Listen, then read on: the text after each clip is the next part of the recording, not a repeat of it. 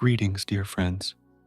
Today, I want to share a story that changed not just one man's life, but also the way he saw the world. It's a story about a simple homework assignment that touched a father's soul, a story that reminds us of what truly matters in life. It begins with a man, a father like many others, busy, always running, always working. He loved his family, but life had its way of pulling him in different directions. One evening, his young son sat at the kitchen table, a pencil in hand, staring at his homework. His teacher had asked a simple yet profound question: "What do you wish for the most?" His father, lost in emails and messages, hardly noticed when his son asked, "Papa, what should I write?" Without looking up, he murmured, "Whatever makes you happy, son." The boy thought for a moment, then carefully wrote his answer. The next morning, his teacher read his response aloud to the class. "I wish my dad would spend more time with me." That evening, father got an email from the teacher. He was shocked, filled with guilt and realization. That night, when he came home, he saw his son playing alone in the living room.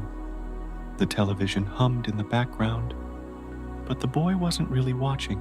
The father sat beside him and softly asked, "Son, why did you write that?" The boy looked up with innocent eyes and said, "Because I love you, Papa, and I miss you." In that moment, something in the father's heart shifted. He realized that while he was working hard to give his family a better life, he was unknowingly giving them less of himself. And so, he made a promise, not with words, but with actions. That weekend, he left his phone on silent. He played soccer with his son. He listened to his stories. He laughed without distraction.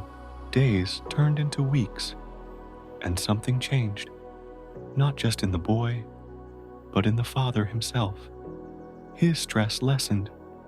His heart felt lighter, and for the first time in years, he saw what truly mattered. My friends, we chase time as if it is something we must conquer. But in the end, what truly remains? No one remembers the long nights spent working late, but a child remembers the nights their father read them a bedtime story. A loved one remembers the conversations, the laughter, the presence. Ask yourself, what is the homework of your own soul? What answer would you write?